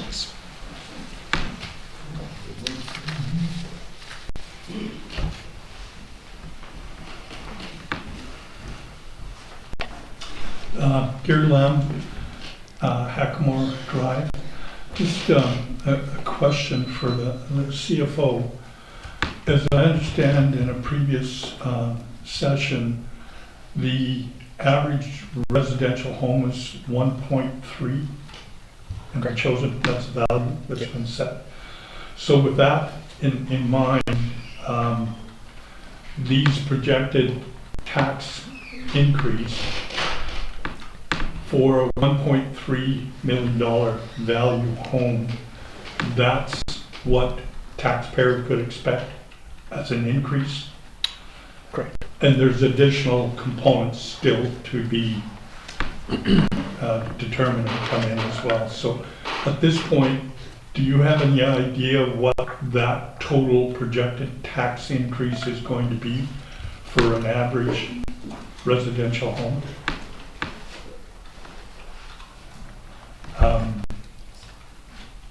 Yeah, I can come after you. You got it there. Okay. Any other questions? And then that being said, it raises the question, if someone has a home that's, say, 2.6 million, is it simply the case that they would be paying double that rate? Roughly, yeah. Simple math? Yeah. Okay, thank you.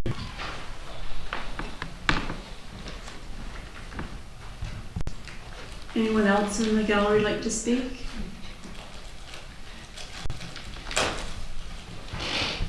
Leonore Davidson, 900 Speyside Lane.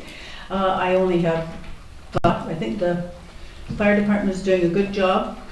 The call-outs are more, of course they are. I would like to know if they trace what areas or anything. I understand there's more heart attacks. And the question I have is that I live in Beecher Bay, as many of you know, and we have a huge industrial site there. We have the Grizzly tugs from Vancouver coming into the Juan de Fuca Straits. We have the huge Danish tug there as well, and it is a total industrial site. So how, may I ask, how does the fire department handle all of that? And plus there's 45 houses there, and of course the development is bankrupt too, and so with an industrial site in our midst, and it is a massive one. We're not talking about, you know, just a boat coming in there. It's there all the time. It goes out. The big one goes out there to fill in for the Grizzlies, It went out for 24 hours, it goes in, has to go in for repairs. So you think, how does our volunteer fire department, how will they cover all of that? And we all pay for it. So have we increased the amount of money we've been asking for that industrial site, or do they have their own fire department? I don't think so, because it shows that they're all in Machosen now. So that's my concern, is how are we going to pay for anything that happens there? And is the water acceptable to the fire department? I would not be surprised that you didn't even have adequate water for supplying an industrial site. And all the other buildings around there as well. So there's something that we are going to have to look at tax-wise. And as the acts change federally, provincially, and everything is downloaded now to the bottom is the municipality. And every time you turn around, we're in business, there is another act that means more money, and you can't get insurance. So that will be a problem for all of us. And usually it's about $1.1 million is the average house price in BC. So if you can find something running at 800 or 900, if it's a condo, you'd be very fortunate anywhere in British Columbia. So that's what I'd like to see. How are we going to cover this industrial site with our fire department? We're going to have to ask more from the Danish company that's running all of that, right? That's where I leave it. Thank you. Thank you very much. Any other comments from the gallery? Okay, so let's move on to the next part of the agenda, which is the page 9, and it is the draft finance policy for the grant and aid.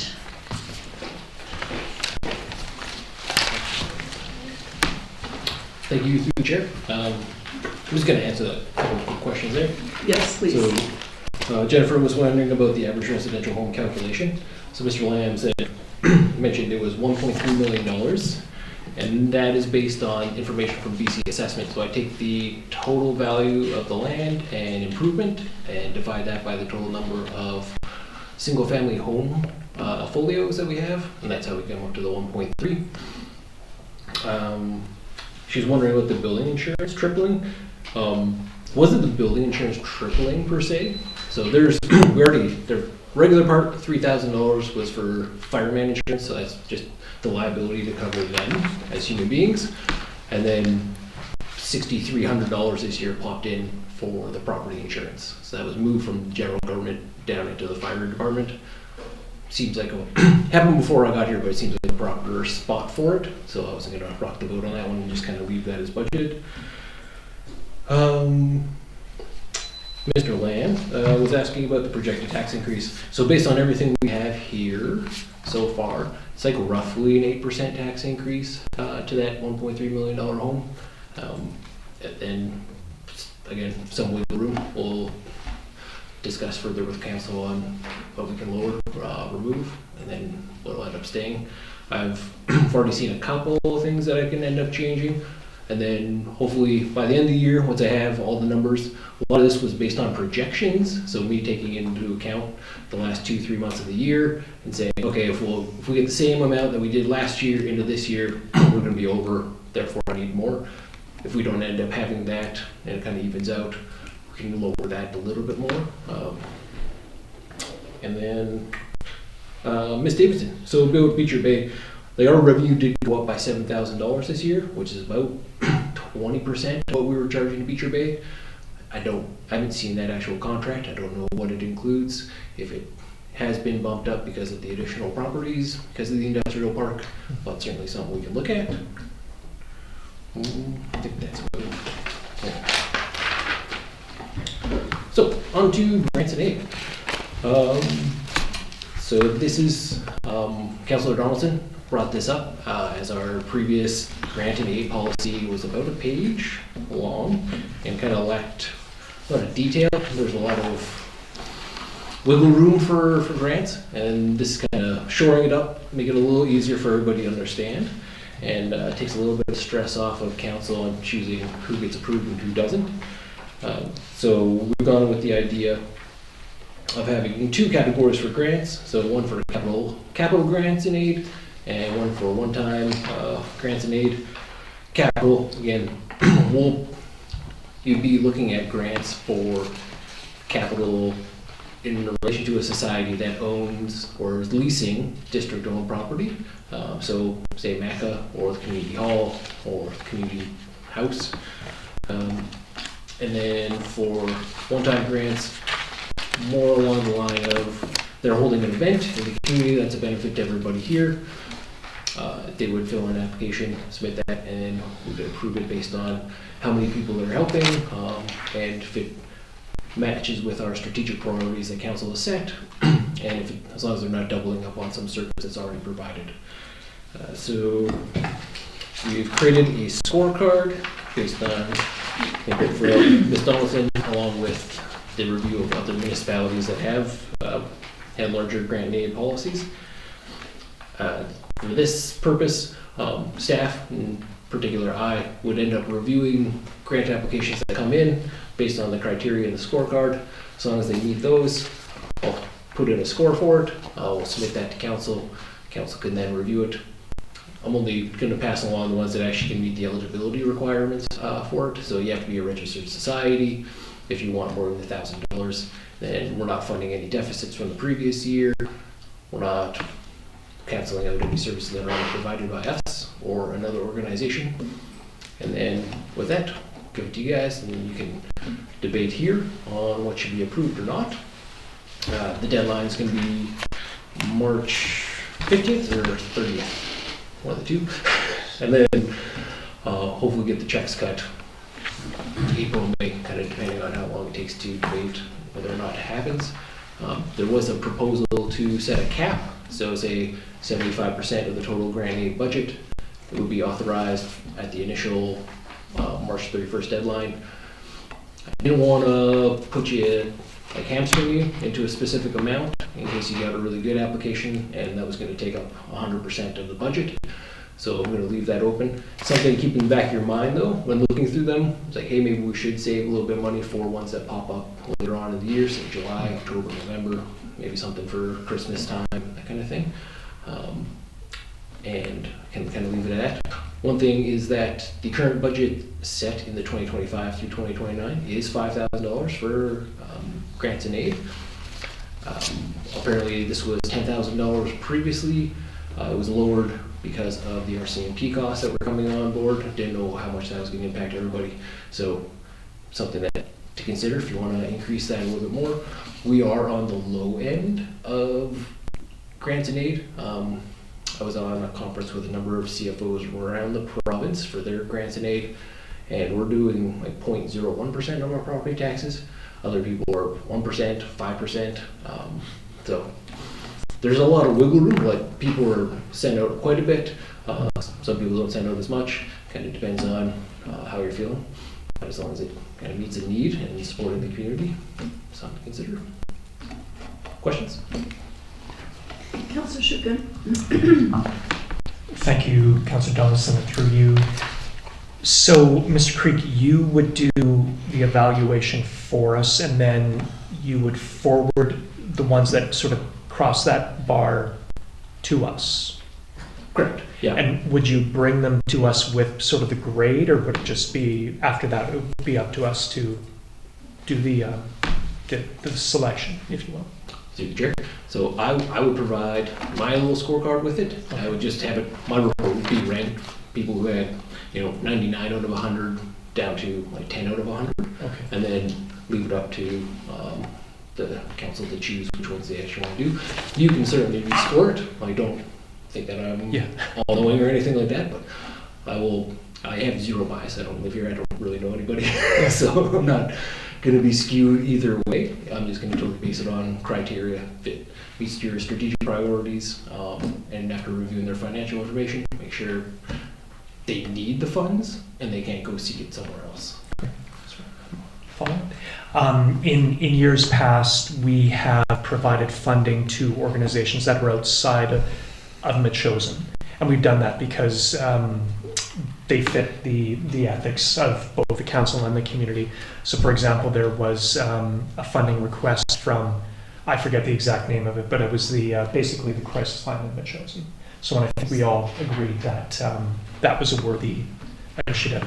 I think just even in your review of process and requirements procedures, criteria number 1 could cover that for the benefit of residents of Metchosin to help meet the goals and strategic initiatives of the district. So it could be there, but I just should flag that in times past we have extended grants to organizations outside of Metchosin. So, yeah.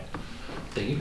Through the chair, I'll keep that in mind. So if I get one that seems, well, this seems like a really good idea, it's not actually based here, it's not going to impact the 5,000 people, maybe I'll shoot out a quick email to everybody like, hey, do you want me to throw this in at the back of the report? It doesn't quite meet the eligibility criteria that we've set, but something to possibly look at. I'm not going to be the gatekeeper on all of this, right? I'm just going to get through most of the fluff if we get any bad ones. Great. Give me the good ones. Thank you. Councillor Gray? Through the chair, I wondered at the bottom of page 2 of the document, page 10 of the agenda package, it says application for one-time grants and aid over $1,000 must meet the requirements, be from a registered organization with proof of registration. Up above, the capital was available to registered organization, but also to societies in good standing. And I wondered, was that meant to exclude anybody, or was that meant to be registered organizations or societies? Well, that would be or societies. Yeah, so Great. as long as they're a registered group that actually has up-to-date financial statements, they're not flagged by the CRA for anything wrong. Great. Business measures. Thank you. It's just the language was used in a different way above. And then I wondered about demonstrating every effort was made to earn or acquire funding from other sources prior to applying for a municipal grant. That was one of the eligibility requirements, and I don't know if that's what people do, or if what happens is they say, well, this is where we're at this year, and they submit an application hoping we might fill a hole or plug a hole. So I just wondered what that would be like for organizations, if that's different than what we've been doing. Maybe others know better than I. Through the chair. So it's actually in the current application for Metchosin that it's like, hey, here's a 1 through 5 on the application. Like list who you've asked for money from, if they've been approved when you asked for it. So it's nothing brand new. It's just been actually written down on paper that we would prefer you to seek funding from elsewhere because again, generally the federal government and the provincial government, they get to go into debt, unlike us. Yeah. We don't get to print money or anything like that. So ideally, you go seek funding from them first before you come to us and have to take $1 out of everybody's pocket here. I think my same comment would go to the applicant must demonstrate financial need, and I think at a certain point it's a question of seeing their looking at their financial picture, I think is what we're talking about. Yeah, correct. Thank you. The other thing I wondered, it's a small amount of money, and so while we might hold back a certain percentage of grant for another time of year, it seems like a small amount of money to be doing that with.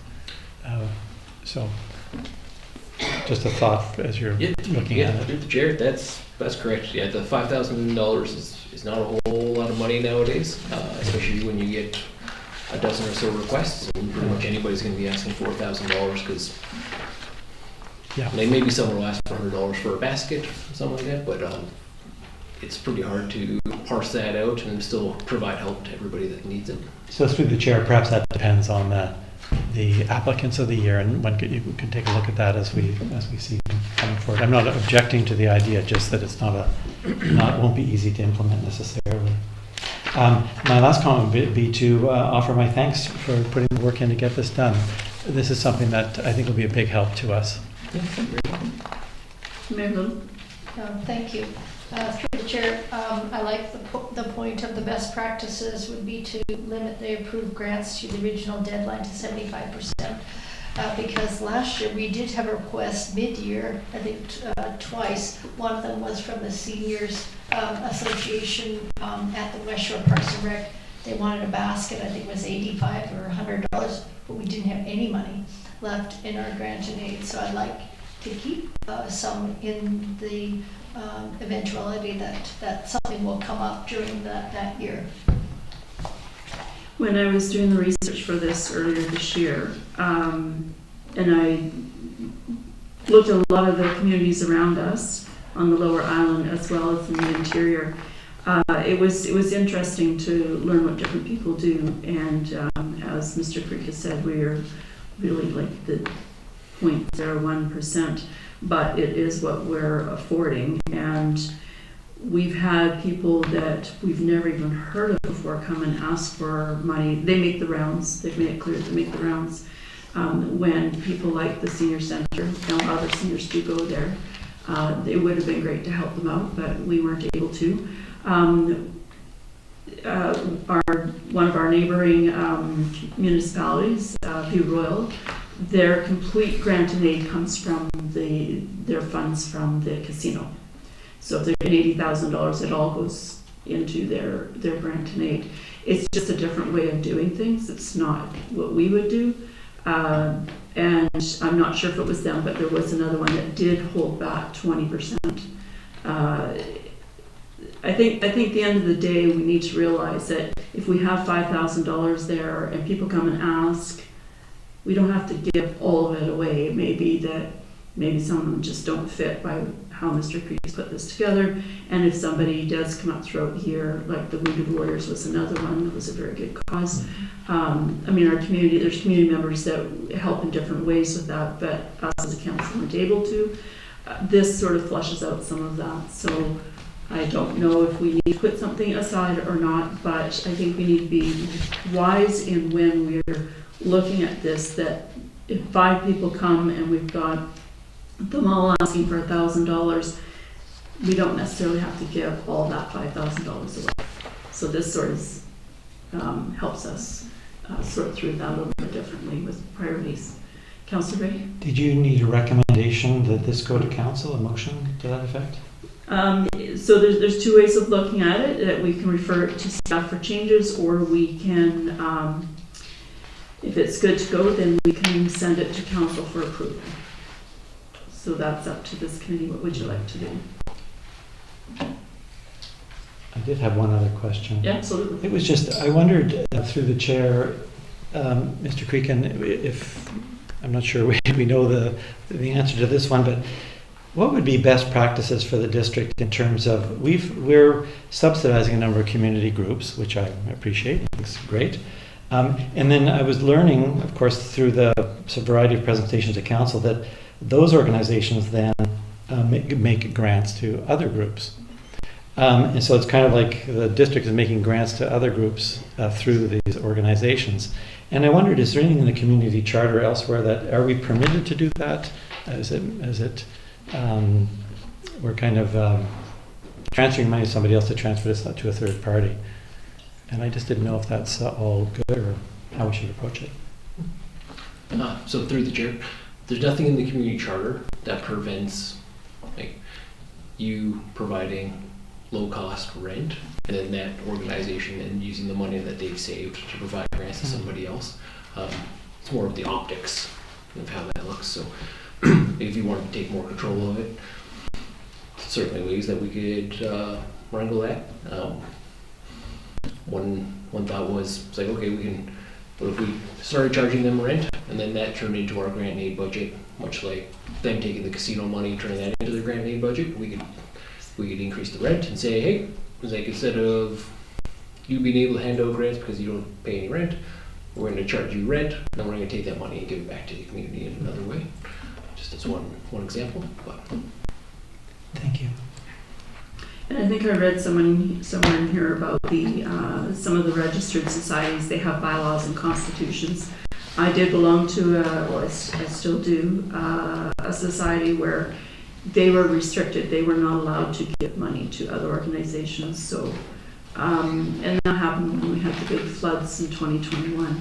And so what they ended up doing is, instead of accepting money from an agency that was doing some rental work with them, they just asked the agency to actually, on behalf of them, donate the money, not even come through their books, because they weren't able to do that. So just, again, the way CRA works and their bylaws. So I'm glad that you've got that part in there as well, that they have some restrictions. Mayor Lily? I'd like to make a motion that the Finance Committee approve the Finance Grant and Aid Policy F100.05. Moved by Mayor Little, second by, I'm wondering if we, just formality wise, I think it's a recommendation? to go to council for approval. Yeah, so I second. If we can. Okay, second. Any further discussion, committee? Comments? Seeing none, call the question. All in favor? Pass. Thank you very much. Thank you, Mr. Creek, for your work. Thanks. Okay. Now on to Councillor's update. When I put together my Councillor's update, I try my best not to write a big full-on novel. And so in an effort to be brief, I think I left out a few things. I just want to address what I try to do is highlight some things that have happened in the last month that I think that it's important to the taxpayers. And in this particular councillor update, well, it's been a couple months since I've done one. So the Greater Victoria Library Board, as you know, is one of those non-discretionary entities that we are paying a lot of money out to. So people say, well, we're paying a lot of money, what do we get in return? And so I tried to push out some of the information on Facebook of topics that might be of interest to our community. Recently, I went to a youth event at City Centre Park, and it was for all sorts of young people, different services. And I talked to a young librarian there, and with the idea that there's a lot of online services that the library does, I thought, well, that might help a lot of our residents that live here. There's something called Hoopla and OneDrive, and it's not just putting your books on hold, it's being able to download things. So I've asked them if they'd be interested in partnering up with CERT to be able to do a presentation for not just seniors, but people in our community. So these are the kinds of things that I do as a representative of this council in my appointed role on things like the library board. So West Shore Parks and Recreation, we are one of 5 owners, and there's a lot of, the staff is amazing. The CIO and I just went to a owners meeting. Some of the information is repetitious for me, but I was there in my role as acting mayor this last month.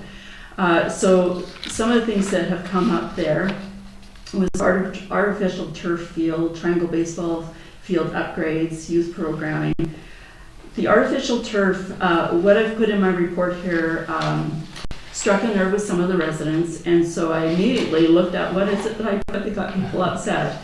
And so, no, we're not putting artificial turf in the Chosen, nor are we putting it down at the rec center. So for those of you that may not have read it, basically what I said here was artificial turf requires a high initial investment of $3.1 million, but offers lower annual maintenance costs compared to natural grass.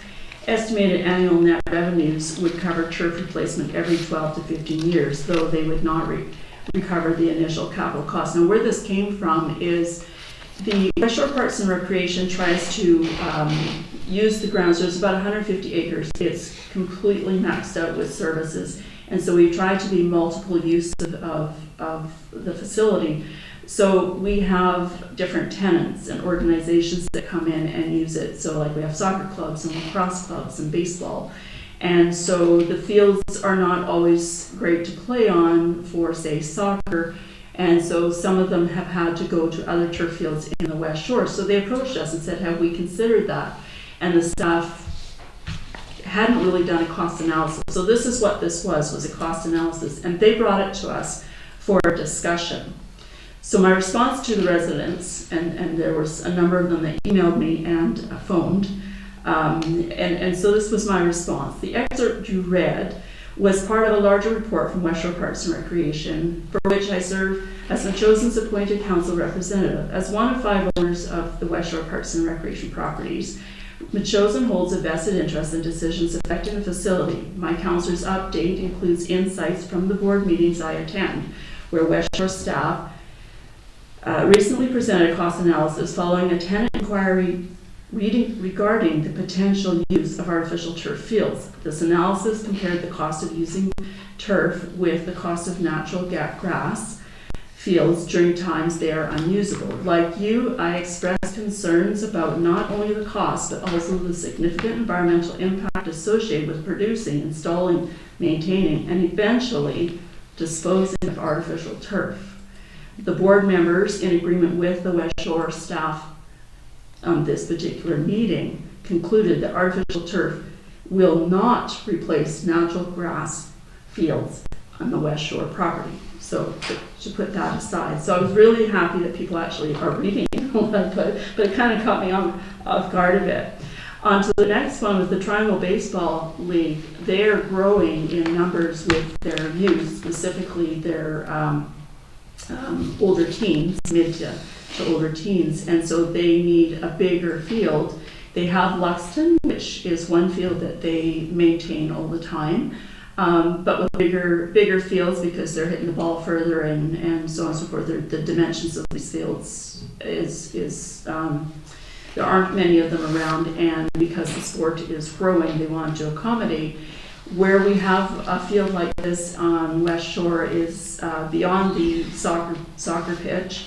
But in order for us to expand it, we would then interfere with the picnic shelter, there's a jogging trail, and there's another baseball field.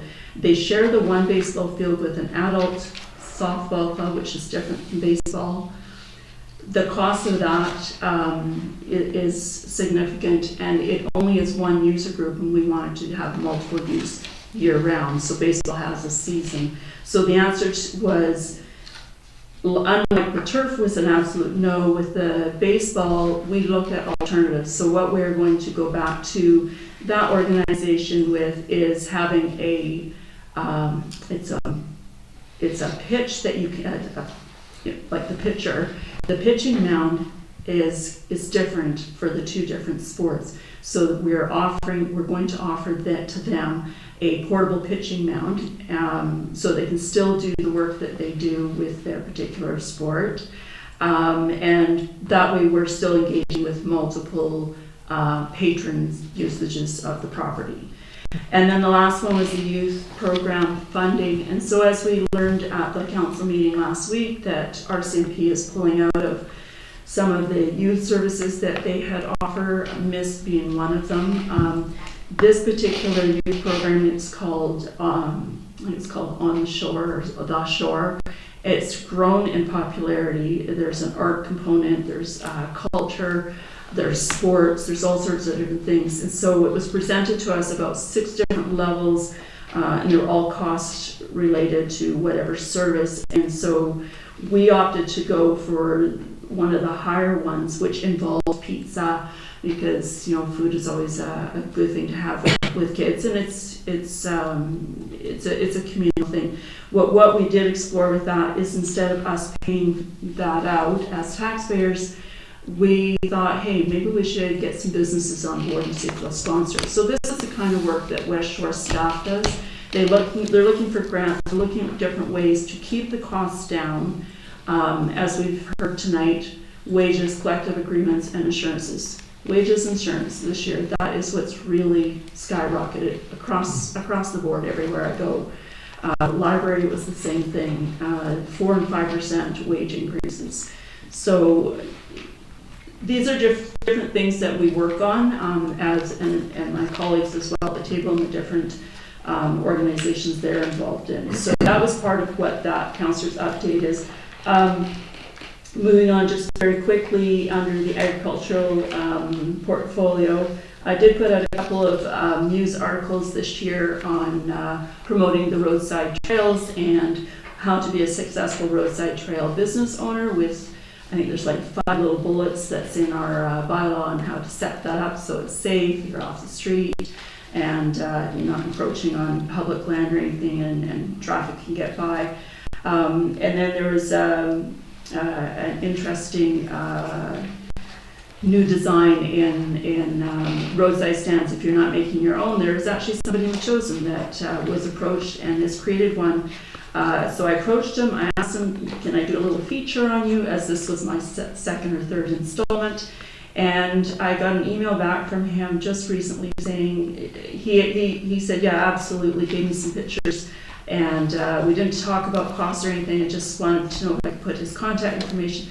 Now he says people want it for parcel drop-offs. So it's just versatile, you know, it's not really a roadside stand when it becomes something else. But again, it's supporting our community and doing some different innovative things. It's very small scale economic viability that's happening, but who knows where it will go to. So those are just some of the things that I've been doing, and then some volunteering on the side. Did a poppy campaign with the Legion this year. That was very interesting and a lot of fun, right along with the RCMP.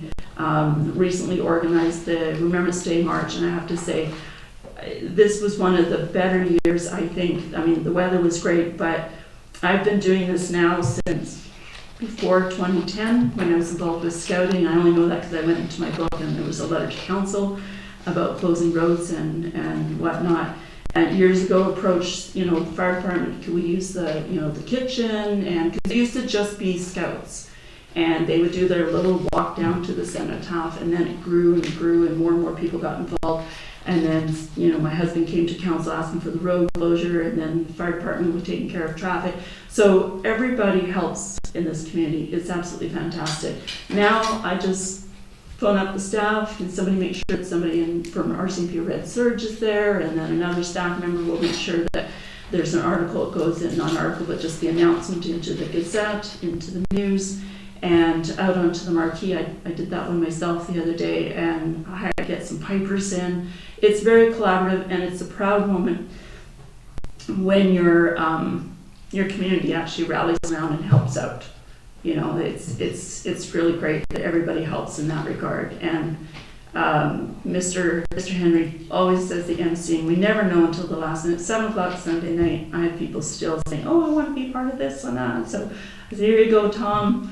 Do your magic." And so we do the best with our itinerary. It's a little different every year. It's just not a lot of pomp and pageantry like the other places. We're very small, quaint, and humble, but it was a pretty special day. So with everything that's going on in the world and the losses that we're experiencing, even in our community and not too far from our community, I'm proud to say that I live here and that I'm Canadian. So thank you everybody for the responses for my councillor's update. And then we have some things that I'm not sure I can answer all of the questions in here, but I would thank Mrs. Boover for sending her letter, Mr. Clark, and Mrs. McPherson.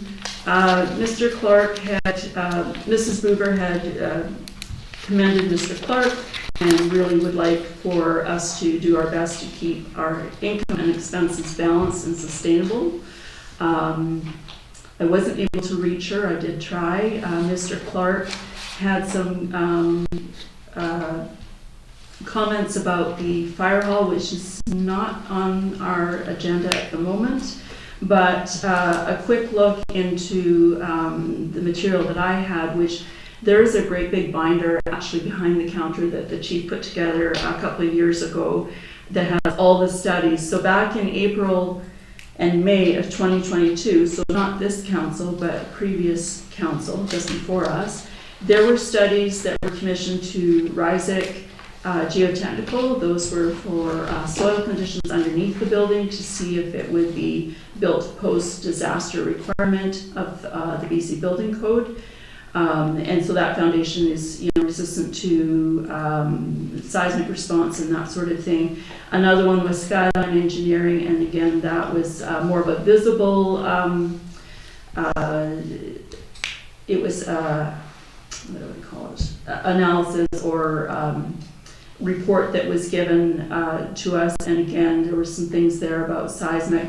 The 1965 seismic design requirements were first introduced to the National Building Code of Canada, but this apparatus bay of ours was built in 1993, so to the standard of the day and a little bit beyond. So we may have to do more in the future, we don't know yet. Again, we had asbestos testing, we had hazardous material survey, and then recently an RFP going out to a feasibility study. All this is to say that this is information gathering, so we know which direction we should go in. So it is not a complete waste of time to do this sort of thing. There are reasons why we are doing this. Clearly, the last council thought so as well. Otherwise, they would never have commissioned these studies to be done. So I'm hoping I'm answering most of his questions on that. I believe that Mr. Creek has answered probably most of Mrs. McPherson's questions. I will leave it to you to follow through with that, please, because some of them are technical and some of them were quite personal, so I don't wish to discuss personal stuff in the chambers this evening. Any questions from the committee on or comments on the Hanks? Councillor Gray? Yeah, just a comment on the Hank, particularly the one from Mr. Clark. Mm-hmm. I think what I see there is final bullet, I think is exactly what Mr. Creek is bringing us through, which is looking at going through our budget as we are, then getting a look at the priorities and knocking back where we are building whichever direction we decide to go. And so I think our process should achieve the ends that Mr. Clark's looking for there. And then the other comments are more in relation to the fire hall, and perhaps we should bring this correspondence back when we're dealing with that issue. Mm-hmm. I did have one question, and I guess it would go to the CEO through the chair, but is the fire hall, I think at the last meeting or the meeting before we heard the fire hall roof was leaking. I was under the impression it had been repaired. We have just to hear whether it's leaking now or if it's repaired. CEO, could you? I don't know.